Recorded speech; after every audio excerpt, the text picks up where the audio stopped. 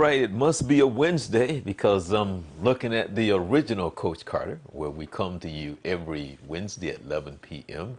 How you doing, Coach? Doing very well. How about yourself? Hey, man, here in Florida, we're used to this time of the year with the weather, and you know what's been the headliner. And I Hmm. know that you've seen the pictures coming out of the Bahamas. How, man, the airport is gone. Um, Hmm. have you seen the pictures? I have. Right. And luckily, we were blessed here in Florida where it kind of stayed to the right of the coast and Hmm. didn't the eye didn't actually come to Florida, but of course we felt some of the effects. But we were Right. blessed enough where minimal damage that I think, but for the Bahamas, it's like words can't describe. It looks like it was hit with a nuclear bomb that just went off in that island. And the funny thing about it, Vince, we've been around a while and living for people, who are not familiar with this area in hurricanes. We've seen a lot of hurricanes over the years, but for a hurricane over 175 miles an hour to just sit on this island, just sitting there, and then it got where it wasn't moving. It was just sitting there, and then you kind of like, oh my goodness, for such a small place with that kind of devastation, it's like again, words can't describe what has taken place. Well, I don't know how many people watching me have actually had the opportunity to visit Freeport, but I have and do have friends down there, some of which I've not heard from yet as of yet. One or two left early, and to hear them describe their home in the manner in which they're talking about complete devastation is just heartbreaking. Number one, and for me, it's a little bit more visual because I know I can visualize the areas that they're talking about, some of the landmarks that they had on television during their coverage I'm familiar with. And it felt so personal Right. because I guess because I understood and recognized some of it. And the thing I think is just even more tragic is that this happens to them every year. Not this level of devastation, but some devastation every year. Great Right. area to be in, but this is the liability for being there. And to see some of the ministers, one of the ministers of the country's house flooding almost to the second floor. Uh, Unbelievable. My heart goes out to them and hope that we can provide some type of relief for them. And it was hard to watch that. I was very concerned for you all, my friends and family in Florida, but to watch that devastation take place in the Bahamas and Freeport specifically, unbelievable. I mean, I'm so grateful, even for as bad as it is. And I'm just praying for the minimum loss of life. Property, we can't even speak to that. Uh, Well, so it's amazing. My heart is heavy for them and pray that we can help. well, for those who would like to help, you can, and there are places where you can. Um, I know in a lot of places, in circumstances, in situations like this, churches come together, community comes together, but you can Google. But there's also a place where you can go. It's called Help Fleet, and that's helpfleet.org.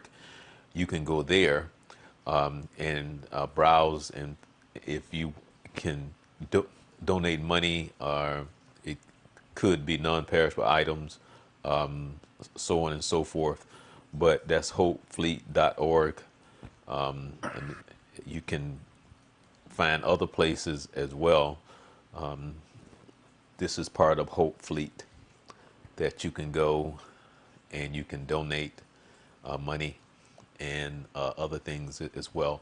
And also on the news, be very careful of people out there running scams. Someone may come and knock on your door and say that they're there to try to help people from the Bahamas or others.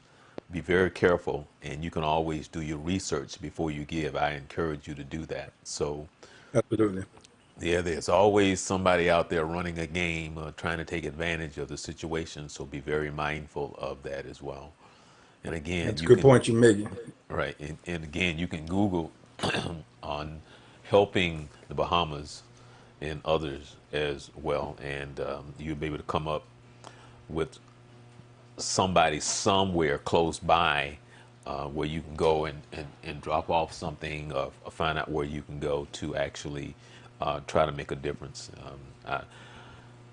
It's when I heard that it was going to hit Puerto Rico, I really didn't hear that much about Puerto Rico, because the first thing that you think of, that they're still recovering, because they haven't recovered from the last one fully. So it's just like, wow. But then to see the Bahamas, it's just like, wow. you know again, wanted to ask you, thinking back when you were a little kid, Vince, is there any one particular hurricane that you remember as a little kid that kind of has stayed with you? Because as a little kid, we don't understand the devastation of it. We don't understand what that's all about. Because I can remember as a little kid, I think it was Hurricane Dora. I think it was. It was. I won't even tell you how long ago that was, but somehow or another that hurricane has always stayed. Probably because my mother's name was Doris and the hurricane was Dora. Maybe that's why it just stuck in my mind. But I can remember my little sister, and I was still in elementary school, and we was fighting, trying to look out the window. We was both standing there pushing each other, trying to look out the window at the wind and the rain and stuff like that. But is there any one particular hurricane that you remember as a kid growing Donna, up? Hurricane Donna, I remember specifically, and Camille, but more so Hurricane Donna, who did a lot of devastation back when I was a child. I remember my neighbor who lived behind us, actually was my cousin who lived behind, and to see the devastation of his property really brought it to light as I looked down, up and down the street. A lot of um, debris, poles down, other homes damaged. But as a child, didn't relate to that as well until I looked in my cousin's yard and saw the devastation. That's when I knew this was a serious situation, and fear struck me. But they were okay, but horrific damages. Yeah, and that always stuck with me. Right. Right.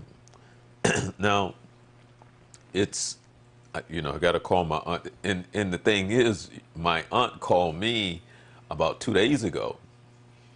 And now I got to call her because she's up in Carolina, Hmm. and to see how she's doing.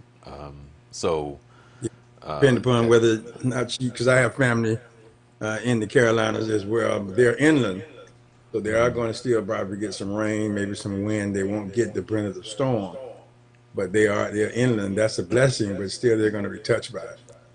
right, yeah, because I was going to ask, now where you are, has there been any rain, or Now, any change of weather based on where you are? our weather has not been the change in weather that we have had, that we are experiencing, has nothing really to do with this particular weather phenomenon. Just a change in our weather. There is some of that wind that was coming down, that was coming down from Canada and coming around through this area and going out and touching that.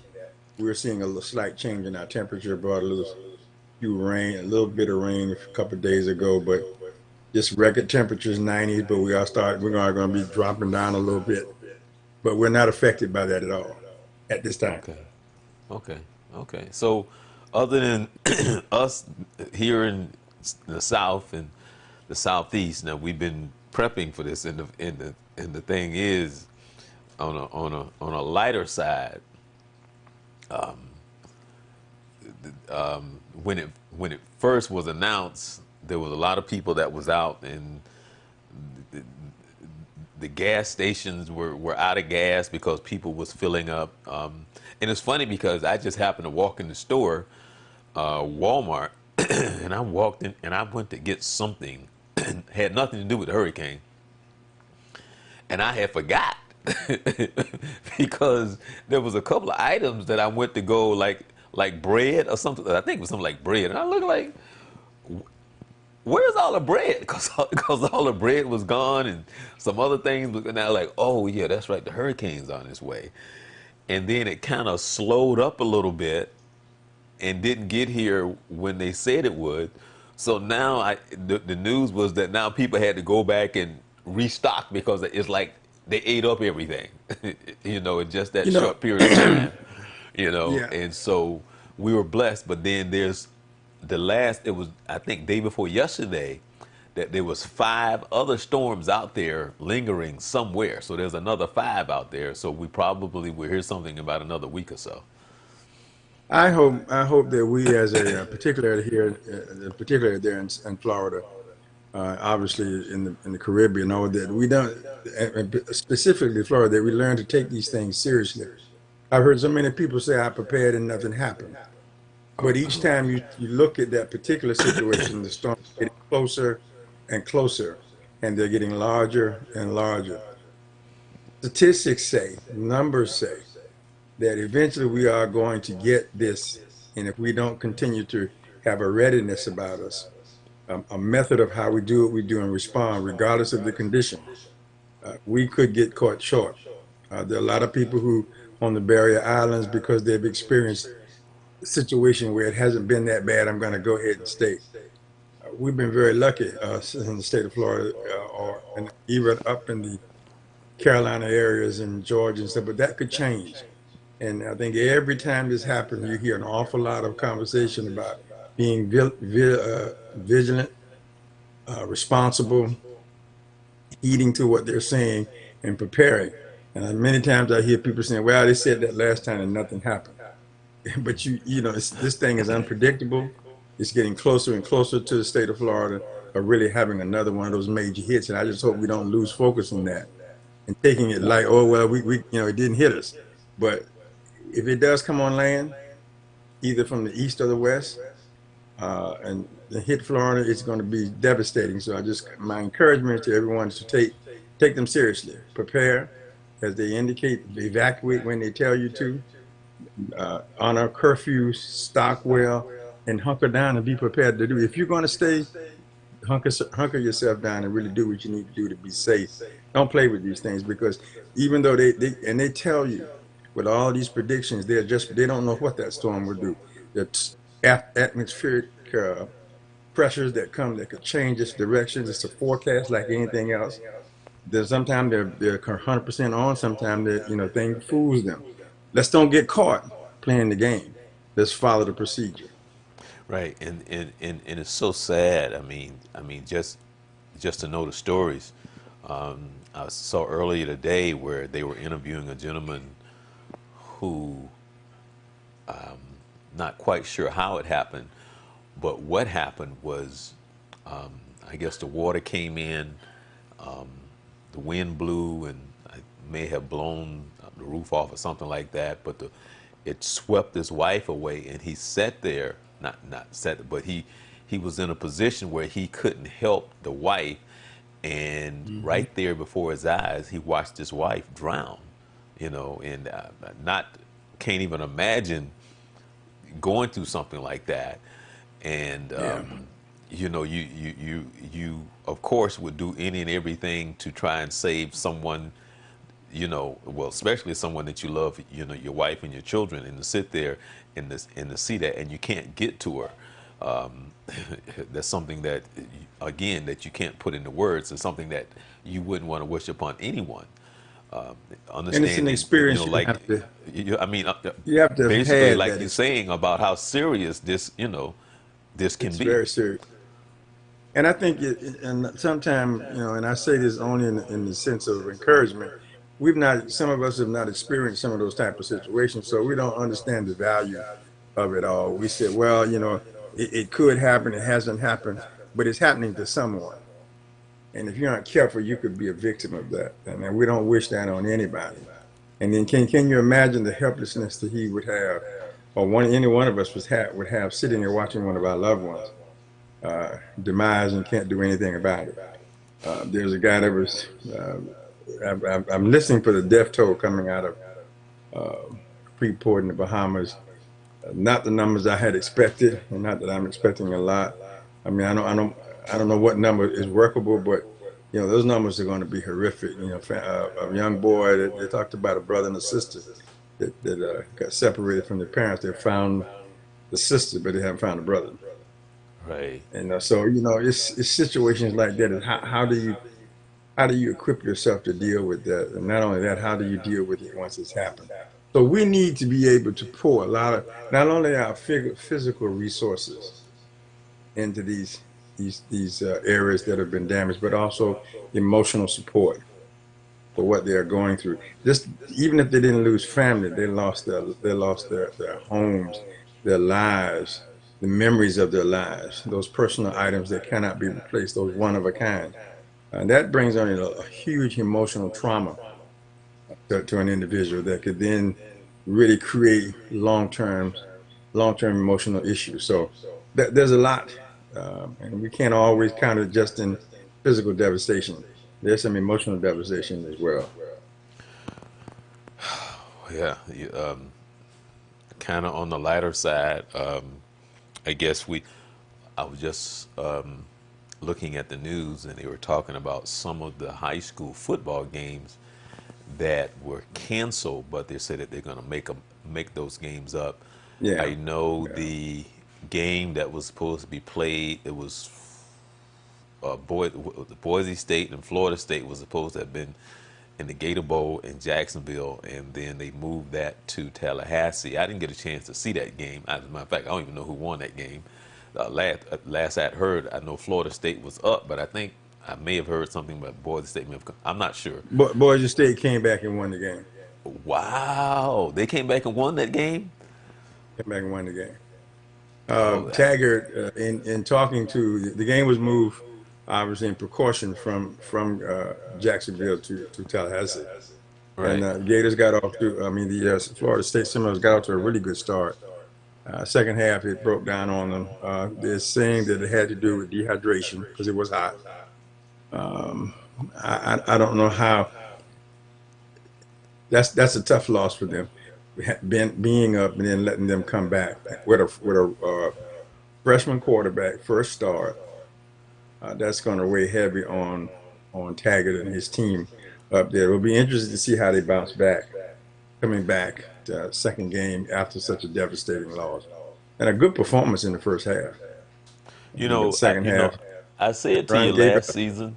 I said to you last season. I don't know if you remember this, but watching Florida State, and I said this last year, they just look different. They don't.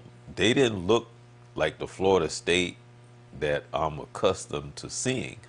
That seems like just a whole different type of vibe about them. That they don't have that swagger. They just don't look the same.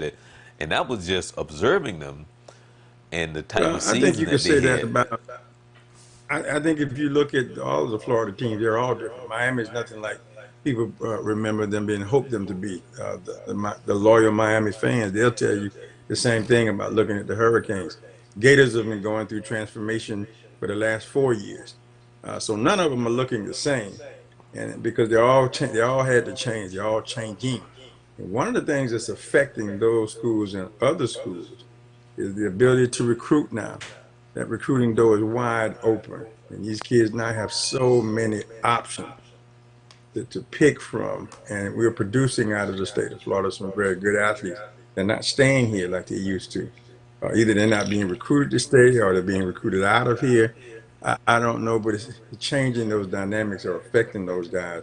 And then you look at the coaches that they're bringing in. They're bringing in different types of coaches, different mindsets, different attitude and behaviors. And I don't know whether it's an attempt to change the look of a program to fit a new identity that they want to have, or they just like that style of coaching or whatever. But all three of them has drastically changed. You can go down and look at Florida A&M. They have changed significantly from what I remember them being. My history with them. So is Bethune-Cookman University. They have changed. They have changed. So you look around the country, I think you can see a lot of changes. And I don't know whether it's just an evolution or a revolution. And I think maybe this season helped define that because I see identity changes in many schools, and I'm not only how they perform, but the attitude and direction of the coaching. And I don't know whether that's just an opportunity to get a different coach with a different mindset, or if it's a direct attempt to change the culture.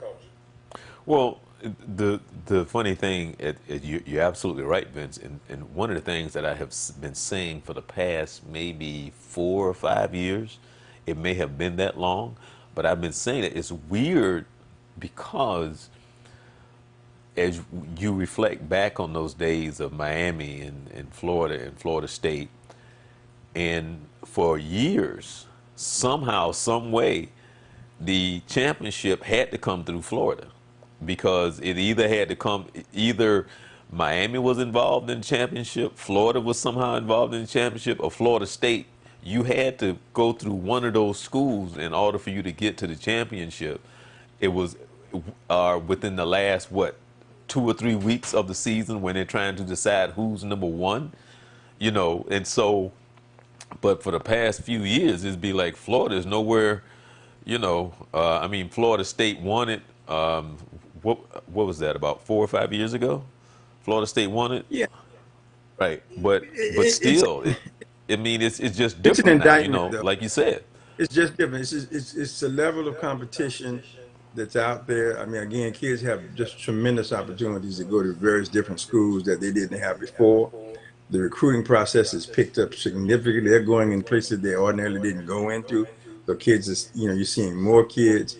Coaching has changed. The type of coach and recruiting has changed. Some of the new, some of the assistant coaches or the coaches that we knew back in those days, they're coming along with a different philosophy. They're not particularly following the philosophy in which they came up under. And sometimes rules don't allow that. Sometimes school culture don't won't allow it. So they bring a different brand of ball, and the athlete is different. There's a difference in today's athlete. Not only his mentality, but his physicality, his ability, and how he performs, and how well in shape he is, what size he is, how fast he is. We used to look at those big guys that they call them hogs and just push the ball down the field. Well, your linemen today, they're taller, they're a little leaner, they're big, but they're not big. They're quicker up and down. So that changes the game, both offense and defensive. So it's an awful lot of dynamics that are changing that we want to. In some cases, I think it's for the better because it gives great competition. Others, those of us who've been watching the game a long time, you said, man, this is different than what I'm accustomed to seeing, which inevitably is going to happen because people change, they move on, new people come in, they got different philosophies and that kind of thing. I think you see it around the country because you're seeing schools that are being talked about that before was never heard of. They had programs. Some of them got long programs. Just haven't had good opportunities. You're seeing a lot, and that's good for the game. I think that it's not automatically going to go one place. Now, from a competitive standpoint, I still want to be involved, Right. and I think that has heightened the ability for everybody to try to be a part of that. So it's interesting. It is different, but I think that's what makes it interesting. The fact that it's different. Yeah, it's one of the things here for people who don't know this area. Speaking of University of Miami, speaking of University of Florida and Florida State, in the last few years, University of South Florida. It's funny because at one point, I think about 4 or 5 years ago, they held the #1 ranking for about two weeks. The Right. University of Central Florida. Well, I mean, their story. So now Right. it's Florida State, University of Florida, University of Miami, University of South Florida, and University of Central Florida. So as Right. you talk about that talent pool, it starts to shrink some. Oh, Where without doubt.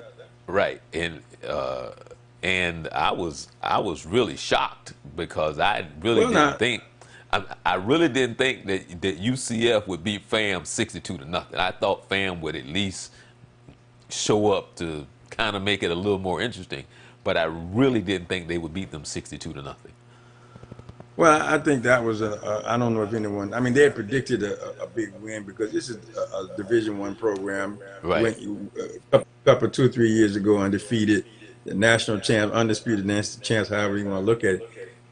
And you look at the recruiting process, it's different. It's a bigger school, which means they can recruit more, which means they can recruit talent that perhaps a family you cannot recruit. That's the vast difference in that. And you talk about a talent pool shrinking.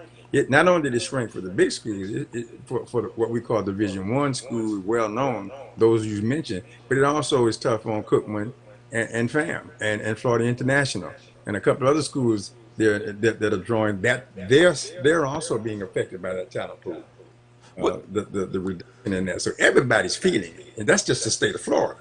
Right. But So let me ask you this let's question right here. go up to Georgia. Based on what you just said, and how sports have become in our living room now and part of us, and what sports is to our culture.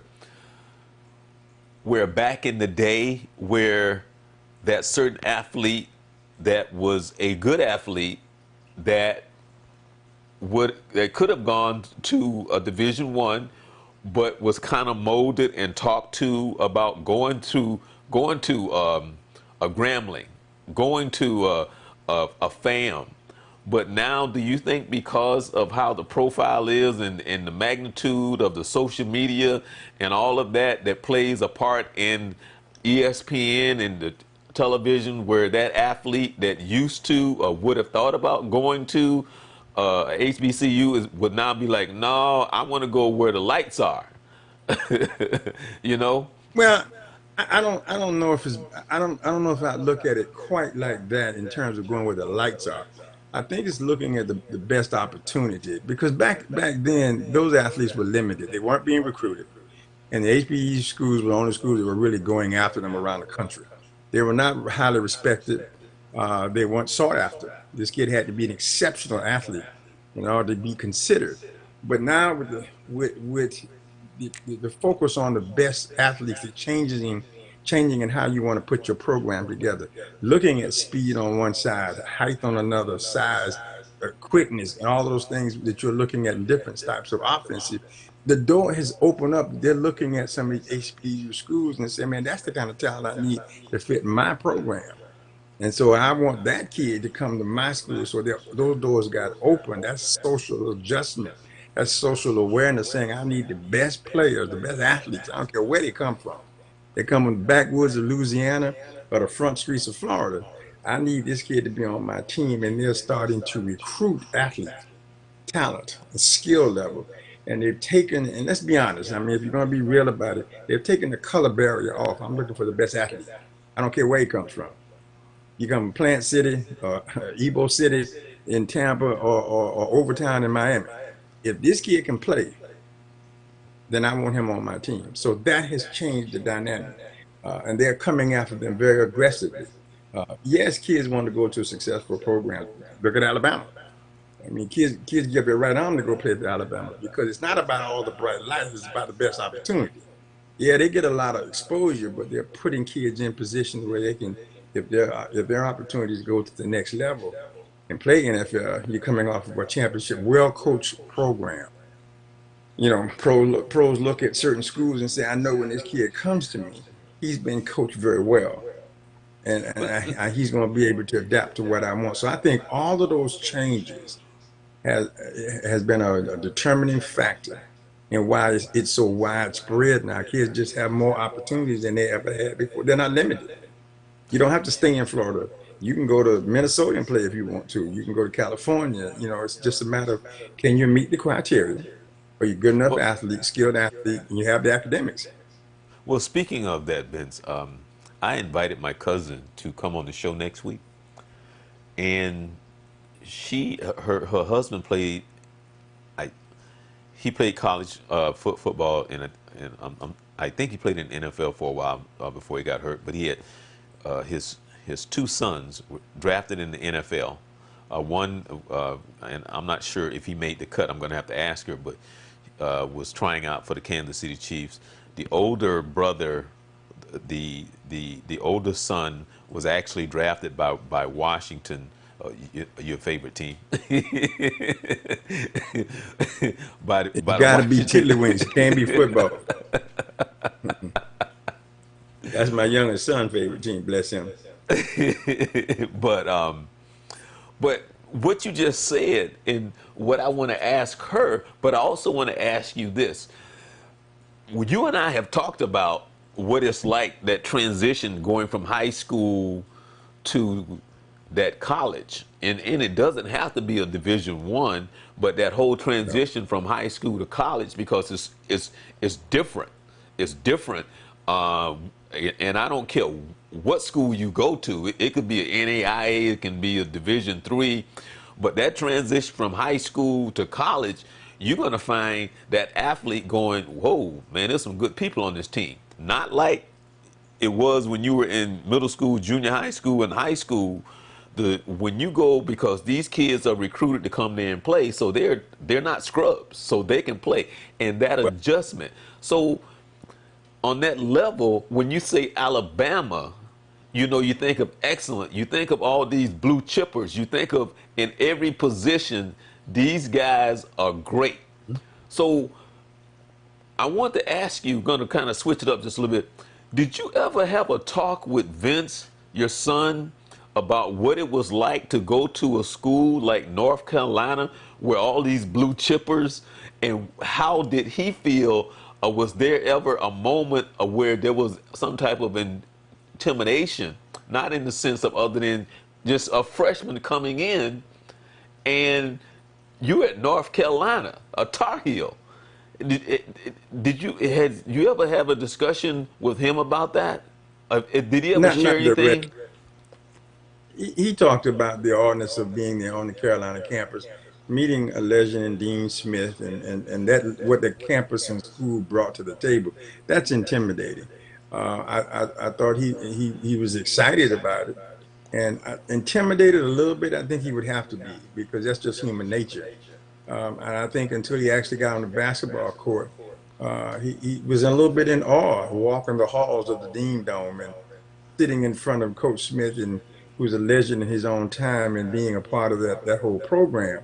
And then getting out there and competing where he found out that he could compete. I think he had a lot of confidence, but to actually get out there and to perform, which is a settling factor that let him know he belonged. He could play at this level, and then his confidence kept rising. Now I think I can, I can make the team, I can play, and I can go on to do some things. That's pretty much, in a nutshell, his point of view. He was intimidated going there. Who wouldn't be? Right, I had a right. chance to meet Dean Smith, and I wasn't playing any ball with him, and I was intimidated because of just the fact that he was a legend, but he was such a gentleman. But nevertheless, he was able to make the transition. They were very helpful in making things easy for him. This is about basketball. Bottom line, all of the other everything else, it comes down to you being able to play. He fit in very well. They were very accommodating to him, and he was able to blossom. But he like any other kid. Now, how much of that? I wouldn't say that he was overwhelmed in a sense. I don't think that, because during the recruiting process, he may have been more overwhelmed there because of the number of people that were coming out after him, the number of opportunities and campuses he had to That was my visit, which next may have question. helped settle him down a bit. Right. Yeah, that may have That helped was settle actually, him yeah, that was my next question, because my next question for you was, how was it, had it changed for Oliver? Because people don't know that, again, your Oliver, your brother, was a great ball player, was one of the top recruits out of the, well, actually out of the state of Florida, but he was probably one of the top recruits in the country. He was definitely in the Mm. top, I would say the top 25, in the Yeah. country. Had it changed from back then when Oliver was being recruited, and when your son was being recruited? Was it similar? It's similar in some respects. The recruiters are sharper. They got a much better presentation. You heard from more people. They all have their bottom line is to sign your kid. They all got a different spiel. They're sharper in their presentations. The game has changed a little bit more as to what they can offer and how they offer it. But it was familiar to me because having heard it once and gone through it, I got coached by Coach George Raveling on Right. what to look for and how to face that situation, which was a blessing. And just I was more prepared when he came along. When he came along, I was ready. I knew what to expect, what the flow would be like. I knew what my position was. Where with my brothers, I had to kind of feel my way through, but I was also assisted, in how I should approach that. And so I had practiced on my brother, and I was prepared when my son came along. So they're very similar, but a little bit different. Right. Right. So, what did did any schools out west, like a UCLA or anybody, ever come out to Oliver or your son? Yeah, yeah. Well, both, and neither wanted to go on the West Coast. Oliver was at Washington State one time. I had talked to him. There was a little conversation, USC, and maybe even UCLA, a little bit of conversation. I don't remember much, but I do remember Washington in school. He didn't want to be that far away.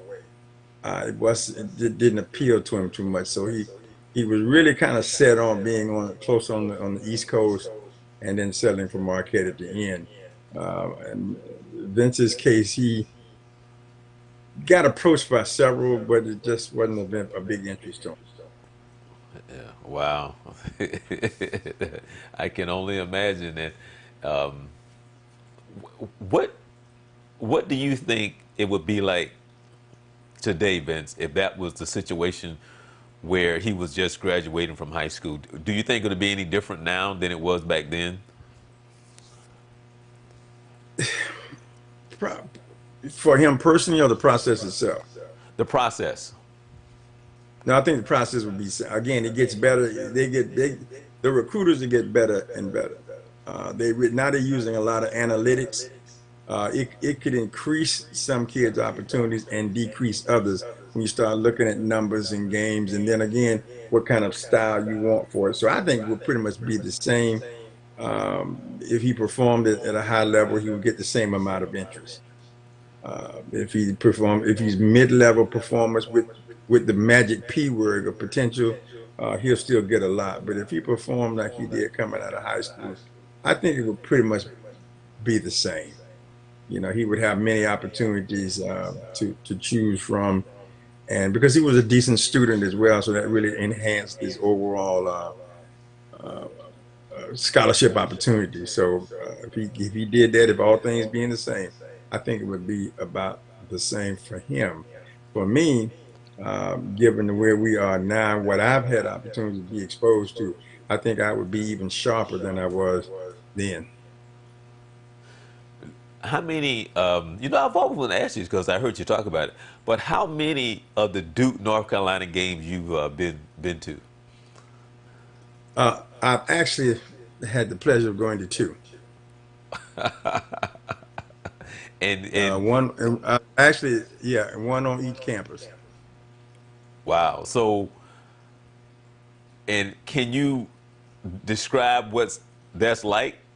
Because Oh I man, can't I even don't know. imagine what it's like.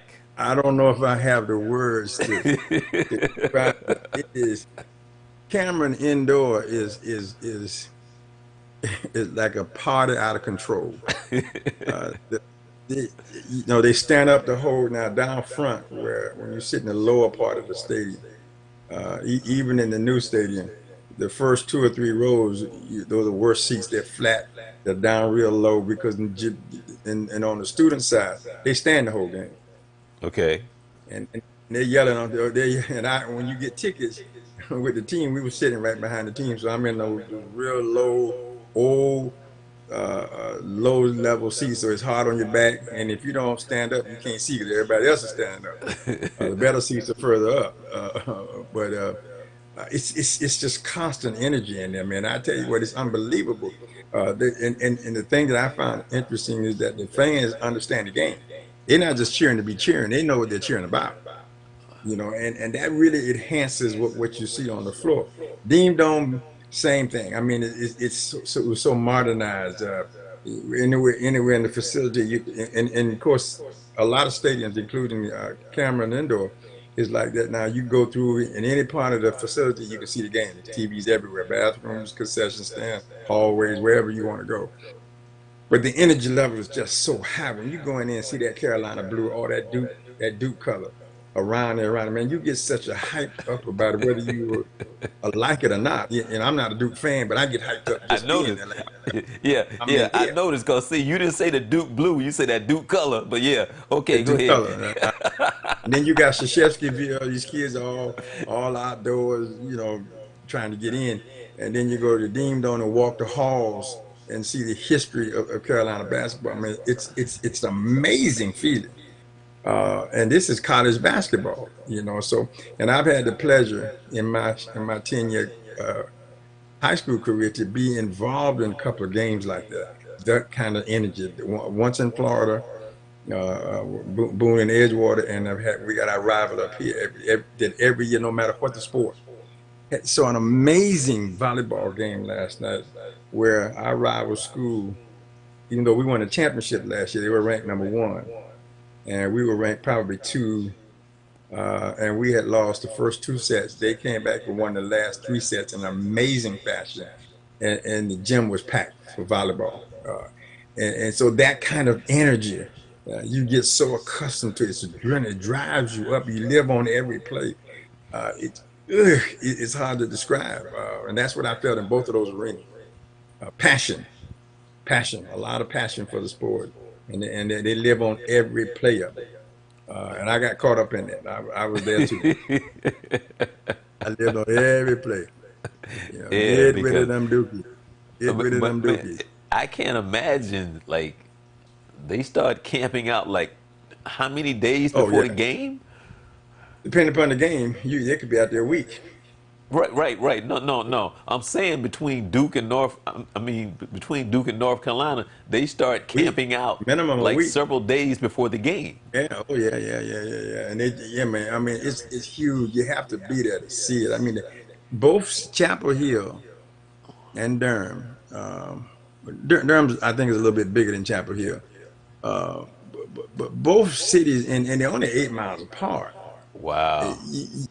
They, the whole city embraces it. Chapel Hill is Carolina blue. I mean, you get down around Duke campus, they do colors. I mean, it's just it's indescribable, man. And I love it. I get so worked up being there, and I've been to several Carolina games, but I've been to two Duke Carolina games, and man, I tell you what, I was taken away. All I right. was I was just so I got caught up in the hype myself, and I really enjoyed it. It was a great experience. And to see two competitors, two legendary competitors go at it up close. When I had the chance to be up close and watch them get at it, that was good. That was very good. Yeah. Wow. And them the fact that every year that they're so competitive. They're Hmm. always in the top. I would say the top 15. Always, always. Oh yeah, yeah. I You mean, know. man, pretty much down the line, they get to be in the top 10. Right. And the interesting thing is it's just like Saban and the coach from Clemson.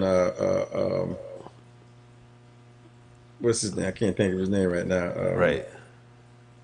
They're close friends. They're good friends off camp after the game. Roy and Krzyzewski, friends outside of basketball. He was Right. Roy Krzyzewski also knew Dean well. So they learn to coexist. But when you strap on those colors, man, all that changes. It's competitiveness, and everybody's trying to win. And I love that. Switch up real quick so we can talk about your favorite basketball player, and that is Okay. have you been hearing that they're trying to recruit Carmelo Anthony to go to the Nets? Yeah, I've heard all kinds of things. I hear that Kevin Garnett and them want him to come up. I mean, see, they think they owe Carmelo an opportunity to play. The players like him; they want something for him, and I'm okay with that. And I think that's what being a part of the NBA family is about. They're trying to care for one of their own. Um, but there's also some people who are realizing that he's hurt himself is why he has had a hard time, getting jobs and keeping jobs. Lakers want to bring him out there because they think he's being treated unfair. Well, the Lakers probably the best place for him because it's a dysfunctional unit, so it would be great to have him in there too, another dysfunctional player. But if a real opportunity to play basketball to win, unless he has changed his attitude, which is very doubtful at this stage of his life and his career, I don't see the purpose in having him there. I mean, you can put him on the roster, but I don't know what you gain by doing that. You're gonna put him on the floor with all that young talent. Where's your future? Now, old guys fit in if they can make some kind of contribution to what's on the floor or what's in the locker room. And I hate to say this, and I know I'm not a positive guy when it comes to him. I don't see him offering anything. And Well, so, why would you have a roster? that's one of the things in which they're saying is that because I heard them talking about him today, and they was like, well, yeah, basically saying the same thing that you're saying, but then Hmm. what's going to happen on two two nights when he doesn't play? What's going to happen in 3 nights when he's not getting the minutes or something like that? How is Well, he he's not going going to to get in the minutes. respond? He's going to have reduced minutes. That's good. Going in. That's been a part of his problem is he won't start a minutes. Nobody's going to give him that. You know, you it, I got a roster of 15 ball players, Hmm. and probably nine of my let's just say nine of my players are off within 1 or 2 or 3 years. So I'm paying them big money, and my future is banked on them. And I'm gonna bring an old timer in who wants to get started minutes, and he hadn't given me anything on the floor. I mean, you'd have to be insane to do that. Now, if you want to bring him in and say, okay, you're going to contribute, you're going to help mentor these kids, you're going to uh, fill in for them, we're going to give you some time to go out and do what you do, but it's going to be limited, and you're okay with that. He's not okay with that. So he's a cancer to the team because he's mad all the time. He's mad because I'm not getting any playing time. He don't play no defense. He hasn't played defense since he was six. Well, yeah. Well, that's one of the things If that you they played it did then. talk about, that he doesn't play any defense, never have played any defense, and he's Yeah, certainly see, not and going to that's what start I playing defense can't. now. Yeah, he's not gonna. He can't. It's just not human nature prevents that from being because he's a creature of habit, like we all are. And I don't want to seem negative to him because I have respect for him as a person, particularly off the court. He's done some great things, as a philanthropically for the communities and stuff that he's involved in. And I think he has done well in the game. He's not the player that they want to make him out. And then he's not made any adjustments to become a useful player in my opinion. I'm not a Carmelo Anthony fan on the basketball court. I don't see. So I mean, and I try not to. I'm not biased about it, but I'm just looking at the numbers and the facts. That's what I'm speaking to from my point of view.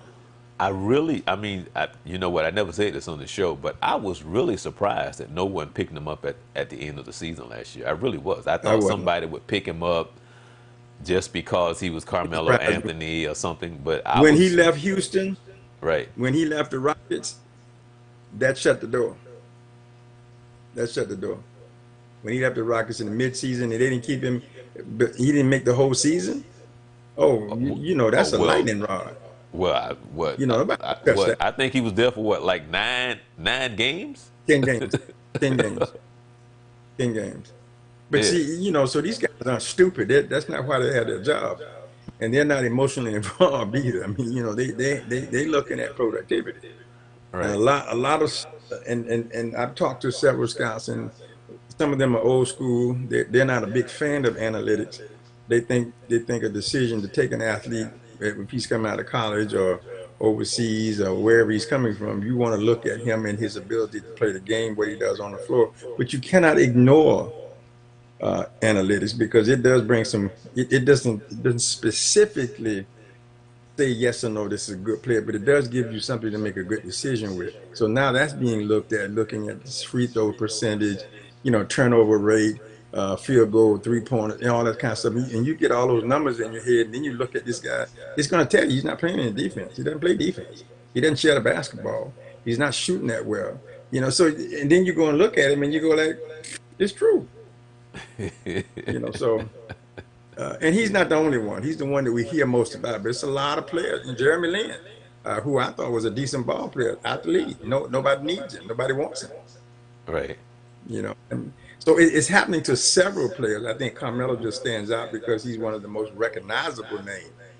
But there are several. I mean, if you go and look at the history, from time to time, ESPN will shoot something in one of their articles. Players, where are they now? Guys, you don't even know they're gone. They left the league and they left quietly. Nobody even know that they're there. So it's happening to a lot. And it's just evolution. The game changes, man. This is young talent coming in, and your future's with the young guy. Have you been following any of the FIBA, the World Cup basketball? Have you been following that at all? I follow a little bit. They have. I think they're performing at a pretty good level for what they have. Now, the fact that they just was it Tatum out, that's the key. He's going to be out a couple of weeks with an ankle injury. That's the problem they're going to have. I think the unit that they have that they're putting on the floor, and the rotations that they have are going to help them to be successful. But if you have to augment that, that's where I think the question is going to come. If you don't get those guys on the floor, they can't get for injury and all that kind of stuff. That's going to make it a little bit difficult for them. I think they beat the Czech Republic the other day.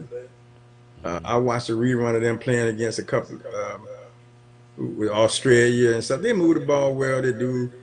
I think we're spoiled by seeing the top level talent on the floor, but these are still NBA ball players and some darn good ones at that. And I think the more they gel together, the better they're going to perform. Yeah, yeah, yeah. Well, They're no slouch now. and then to think about it, what is it? Next month, in a few week, training camp will be open. You know, Coaches went back today. This month, the coaches are in there now. right, Players come in. I think they're coming in October 1. right, yeah, I don't know if they changed it.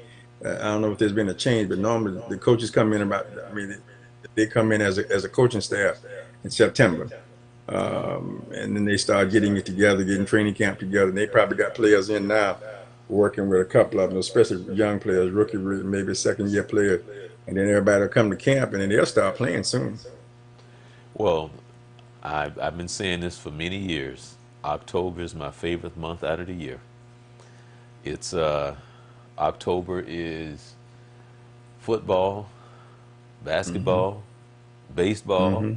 and hockey, Hmm. and the temperature starts to drop in Florida, Hmm. and the evenings are Yeah, nice and cool, and the fishing is yeah. great in the month of Hmm. October.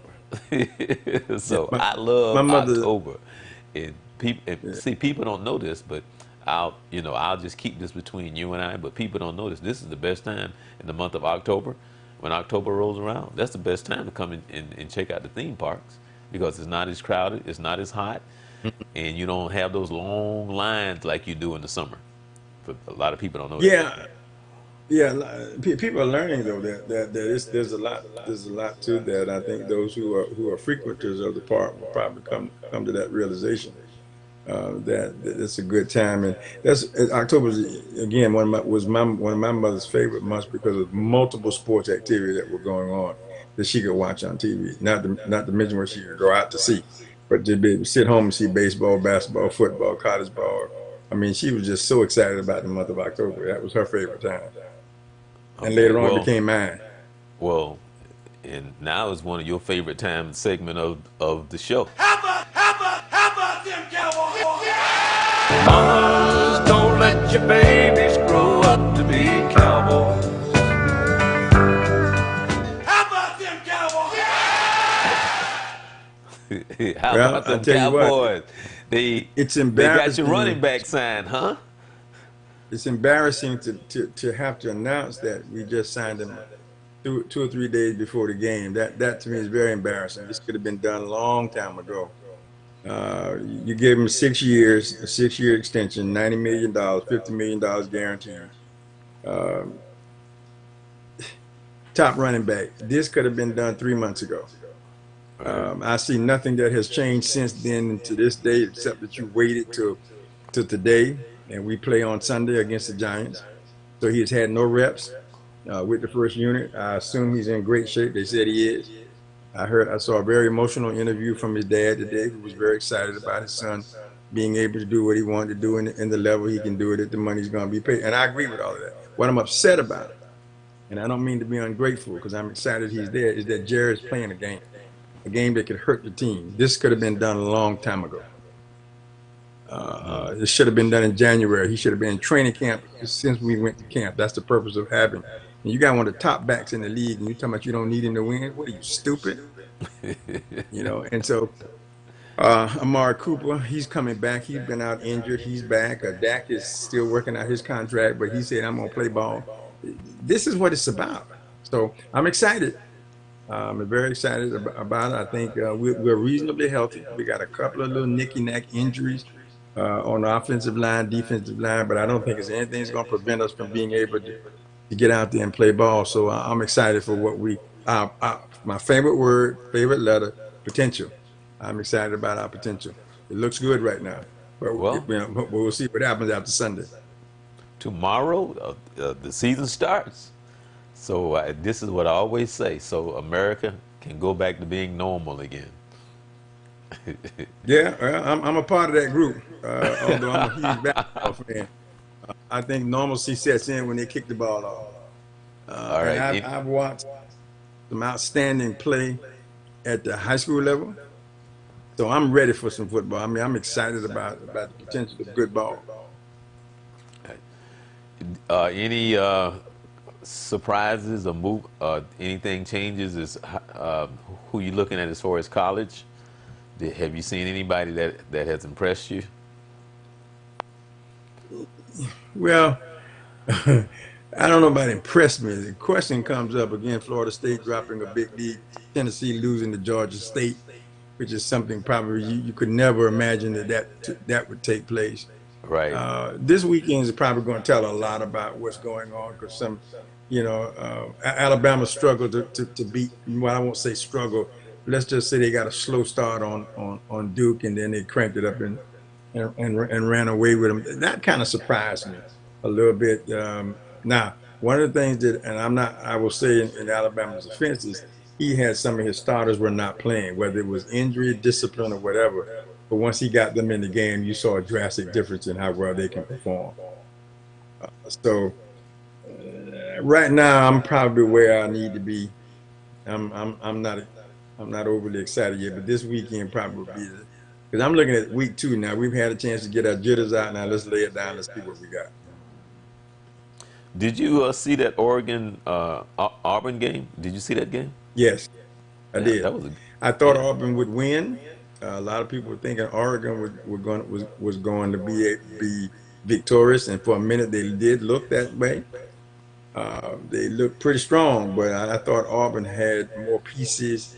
They were bigger, faster. They just had more pieces, and for a minute they looked like they were going to lose, but I think they ended up pulling it out. Have you checked out Bethune-Cookman any? University went up there and played in the MEAC SWAC two up there in Atlanta and beat Jackson State. They had a slow first half, but came back in the second half and scored a whole lot of points. Defense really performed well because I think they had a couple of turnovers that went for touchdowns and interceptions and fumbles at crucial times, and then the offense punched it in.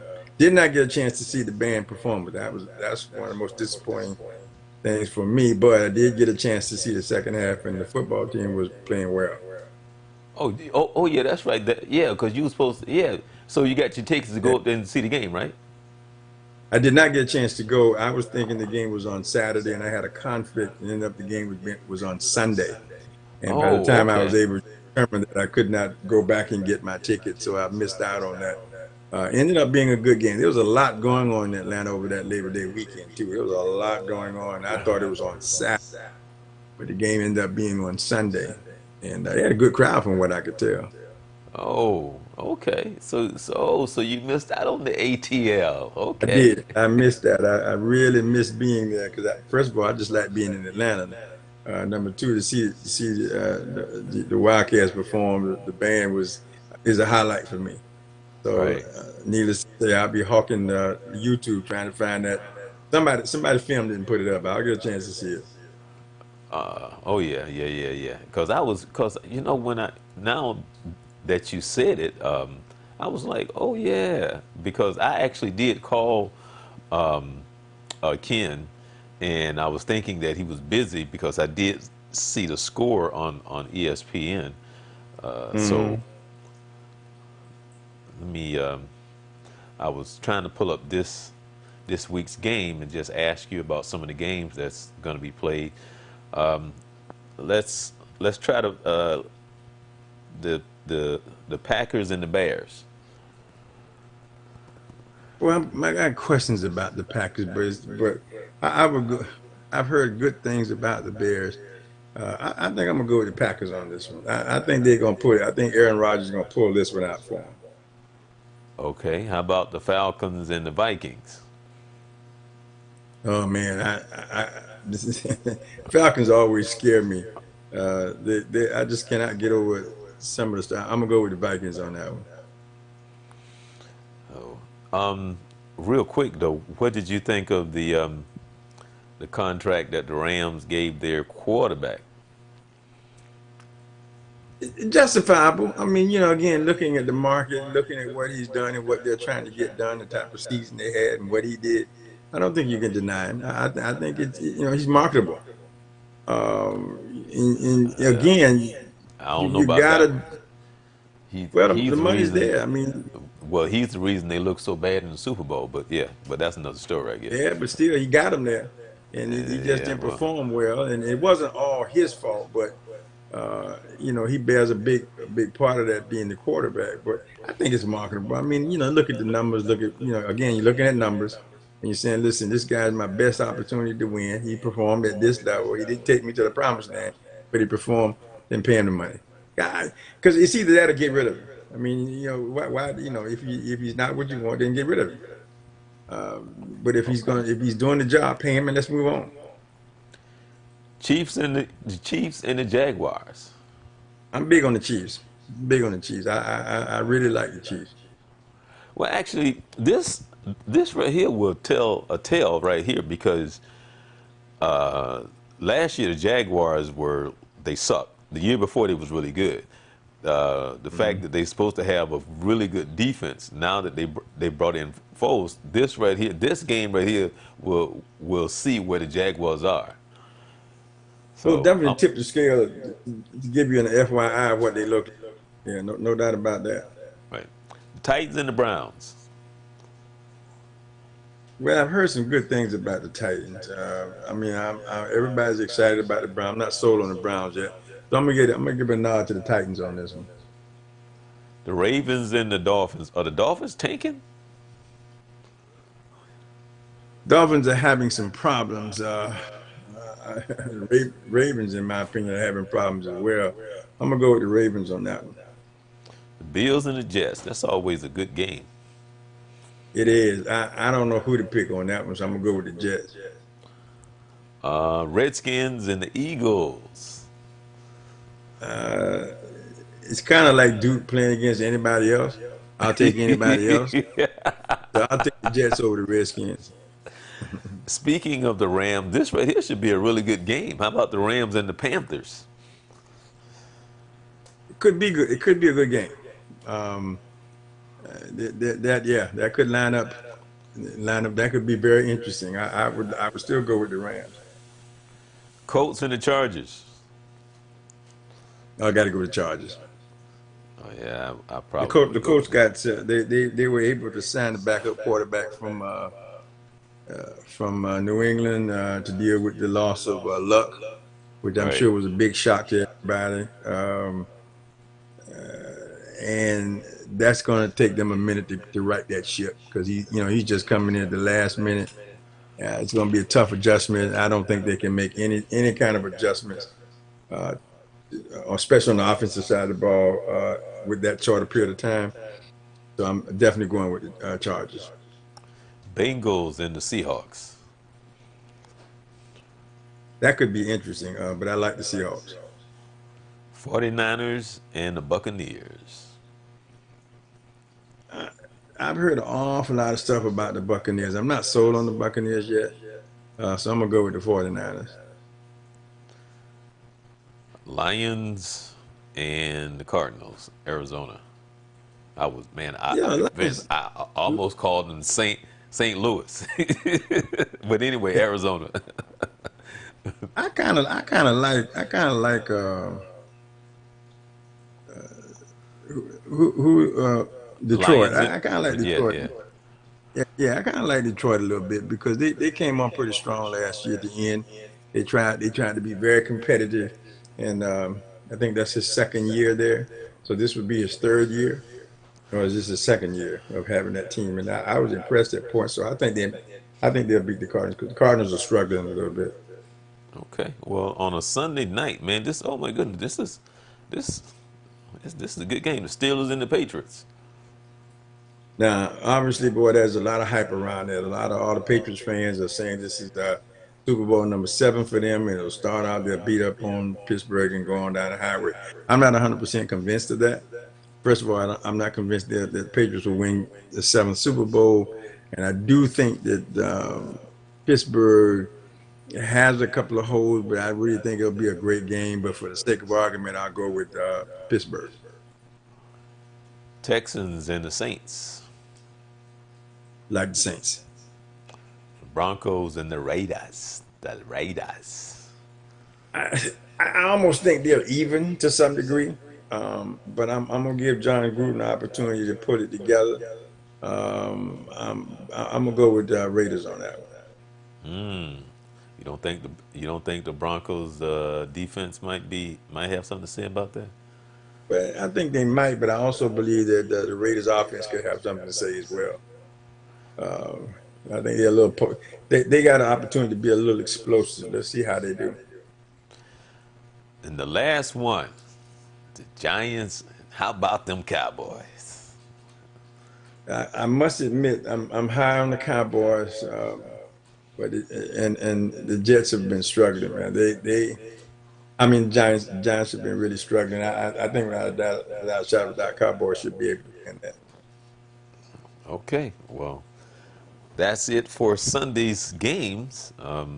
Starting week one, it's official. It starts today because it's after 12 o'clock, and so Right. the First game is NFL Thursday night. season will start today. So out of Yeah, 17 weeks, we shall see who will be going to the Super Bowl. And I it'll be won't very ask, interesting. yeah, I won't ask for your prediction. I'll wait till like week 9 and ask that question. I really think mid-season we're going to be able to I think to be honest with you, I think in 5 weeks you're going to have a real good indication of where your tops and bottoms are. I really do. I think it's going to take. I think after 5 weeks you'll be able to start formulating a formula of teams that's going to make it because I think it's going to show very early. Right. Well, again, really looking forward to the start of the season this coming evening. So be sitting around, be like, oh, okay, the season has started. So again, America can go back to being normal. Absolutely, we can take a sigh of relief now and get back to normal living.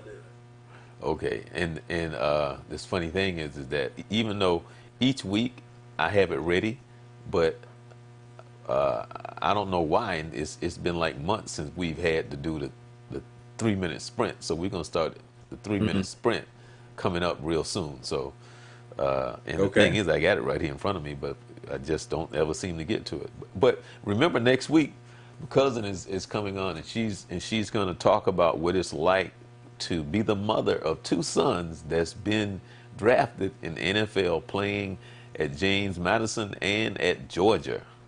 You know, her son was they were in the backfield together. What's the what's hmm the running back for the Rams? What's his name? the one that was hurt, Yeah, um, you lose me right now.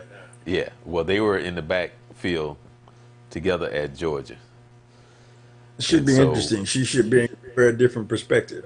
oh yeah, yeah. So we will be looking forward to talking to her next week as well. So with that being said, again, people, we at the beginning of the show we were talking about the devastation and what it transpired in the Bahamas. And please remember, if you would like to help, you can Google how you can help those that's in the Bahamas. You go to helpfleet.org, or you can just Google help Bahamas. Also be very mindful of those that's trying to scheme and scam you, that's not being upfront and truthful about just trying to take advantage of the situation.